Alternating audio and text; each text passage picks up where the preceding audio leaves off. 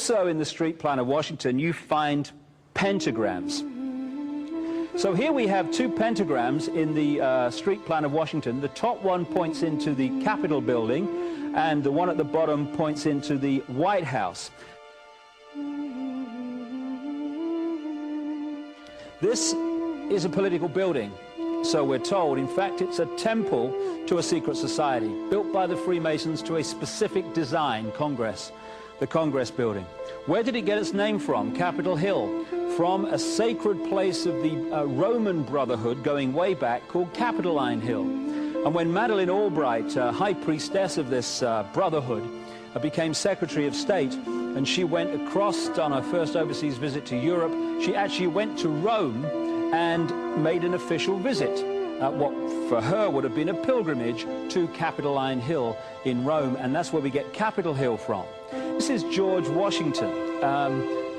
In the last century, they decided they didn't have a decent statue of George, so instead of getting an American to produce one, they ordered it from Italy, from Florence. And when it arrived on the dockside, people were staggered, because here was George, the first president of the United States, depicted naked from the waist up with this cloth over his Bill Clinton's, and then pointing up one arm, pointing down the other. What's going on? Unless you realize where these people are coming from, it's inexplicable. Well, if you just hold that in your mind, arm up, arm down, naked from the waist up, and then Bill Clinton's covered in a piece of cloth, well, this is where it's coming from. This is the ancient depiction of the compilation of the negative force symbol that the Templars worshipped, or the high-level Templars worshipped anyway, called Baphomet. And this is why that they depicted George Washington in that way.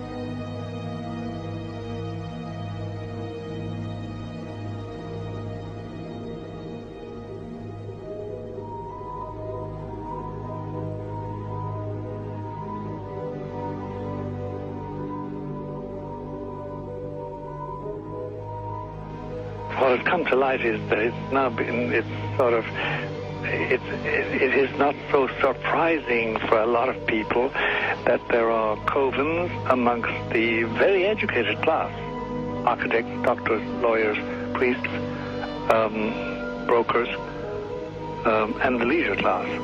These are people who have made pacts with the devil. That's right. It's really the best, the more accurate way of describing it would be that they have indulged themselves in the worship of the goat, of the prince, of the serpent, of Satan, of Lucifer, and they lead perfectly normal lives. They're jewel merchants. They travel. They're prominent in their own way, but they do have this indulgence. Father, here's a part of that I can never understand. That has never made sense to me, and that is, if somebody were to make a pact with the devil, then obviously the implication is if the devil is there to make a pact with them, to make a deal, to make their life, their short mortal life on earth, pleasurable, with money or women or travel, or more interesting, whatever it is they want. Yes. Then they are aware of the presence of the devil, and they are obviously aware then of the presence of God as well, and they nevertheless make a conscious, stupid, short-term, blind choice to take what they can get in this lifetime. And to embrace one, you must embrace the other. It's not like it's some wishy-washy person. I know you do. It is a very not easy to understand, except when you talk with them, when they let their hair down and peel grapes, as we say, and when they're on their way to being cured of what or healed is the proper word. You find that there's an exhilaration and a satisfaction which is both sensual and sexual and mental when they really indulge in Luciferian worship. There is a peculiar exhilaration. Like a drug, then? Yes, it's a peculiar exhilaration. And of course, the godly instincts in us all, the angelic in us all, because we all have something angelic and something godly, besides everything else, a lot of other negative things, that is quenched.